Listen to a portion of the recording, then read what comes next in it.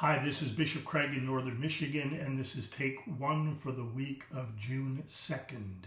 Peace be with you. Pastor Bright is on vacation this week, so if you have anything that you would normally send to Pastor Bright, please send it my way.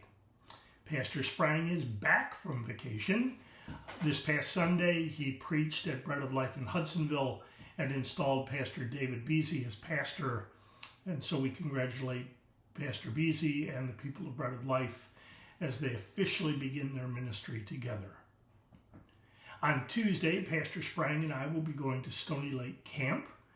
Camp staff is being oriented or trained this week, and we will have the opportunity to talk to them about sharing the story of Jesus in the very special holy place that is church camp.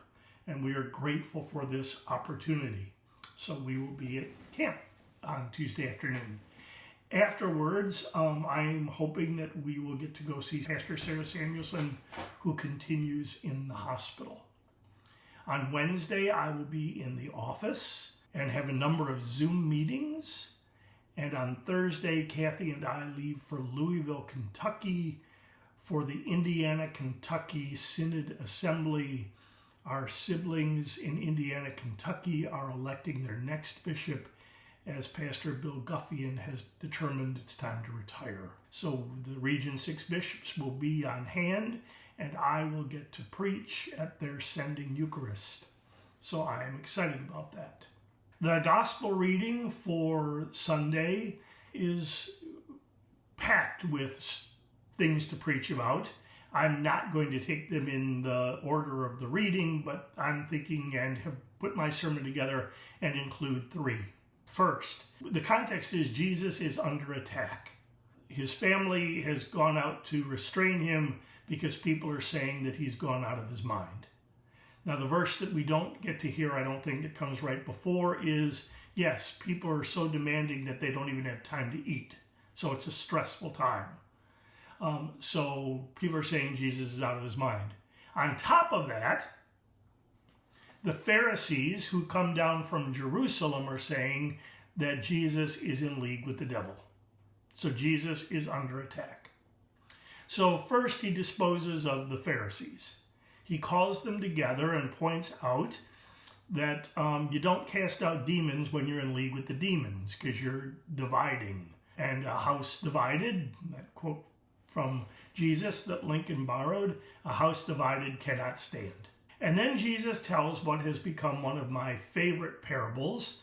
Jesus says, "But no one can enter a strong man's house and plunder his property unless he first binds the strong man, ties the strong man up. Then indeed his house can be plundered." Now St. Augustine interprets this parable it's called the victim-victor model of salvation.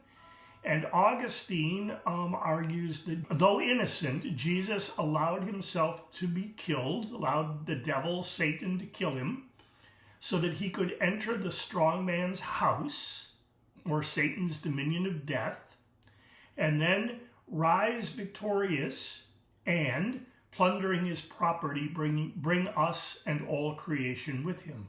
This is based on the fact that, the wages of sin are death, but Jesus didn't sin. And yet he was still killed.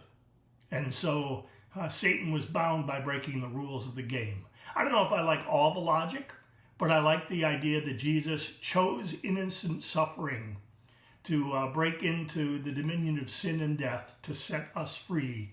And rising, he brought all of us with him, all creation with him.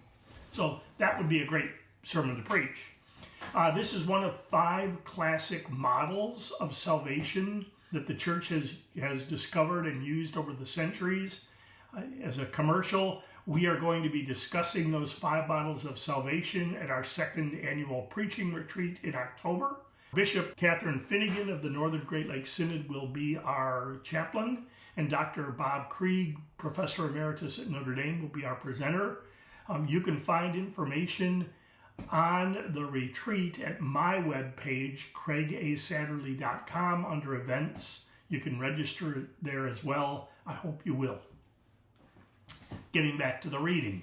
So Jesus has kind of thrown out the notion that he's in league with the devil. But then he wants to press the consequences of saying that Jesus is in league with the devil. Jesus says people will be forgiven for all their sins and for whatever blasphemies they utter. But anyone who blasphemes against the Holy Spirit can never have forgiveness, but is guilty of an eternal sin. Now, we have wondered what blasphemy against the Holy Spirit means for years. Some say it's suicide. There's been all kinds of speculations. But Mark gives us a clue, because at the end of this verse he says, "For they had said that he has an unclean spirit." What they had actually said is he has Beelzebul, and by the ruler of the demons, he cast out demons.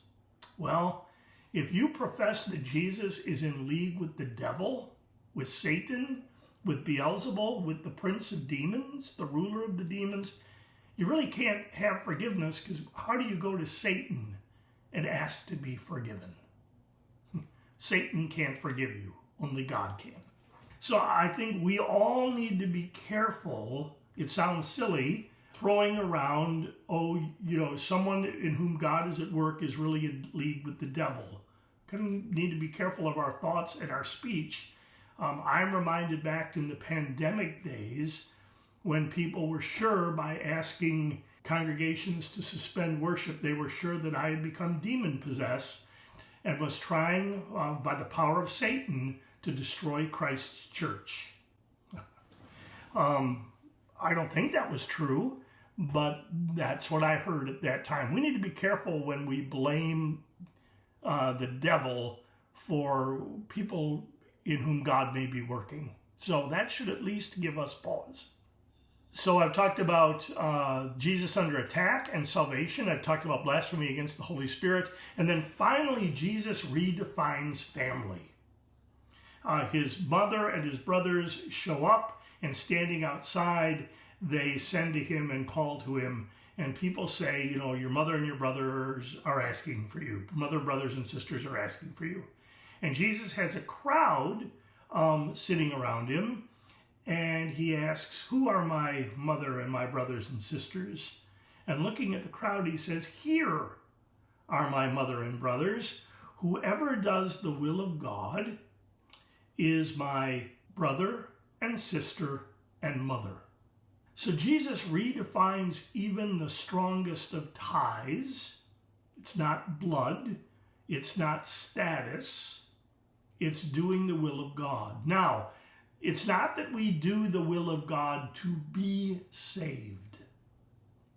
Jesus has already made clear that Jesus went on the cross, goes in and plunders Satan's property and sets us free. We don't do anything except are set free. But in the family of Jesus, which we could say the church, status is not, I'm a charter member. Status is not, I'm ordained, or a synodically authorized minister, or I've been to the ELMM program, or I served this church faithfully for years.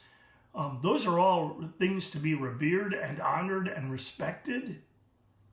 But status is about doing the will of God. And that's really hard for those who take pride in and trust in their status. But for the sake of Christ's mission in the world, God so loved the world that he gave his only son, For the sake of Christ's mission in the world, doing God's will, being the hands and the voice of Jesus, that's what matters. That's what matters. So this takes us, I think, to some serious reflection on what does it mean for us to do the will of God. Not what is popular, not what are my preferences, but what does it mean for us to do the will of God? I'm also attracted to the reading from 2 Corinthians. The one verse says, basically Paul says, I have the same faith that people had in the Bible. I believed, therefore I spoke. And I think that's a wonderful way to understand how faith works. We believe, and therefore we speak. And that does not mean belief doesn't come with fear and trembling and uncertainty, that we kind of stumble forward without knowing that we're actually moving forward. But our belief should lead us to speak. And getting back to where Pastor Sprang and I will begin this week to speak about Jesus, to share the story of Jesus. So that's what I'm thinking about, and I don't want to spoil the sermon, but I'm very happy that mine for the Indiana-Kentucky Synod is written. So I'll be doing some memorizing this week as well. So I am Bishop Craig in Northern Michigan. This is Take One. May the peace of Christ be with you always. Take care.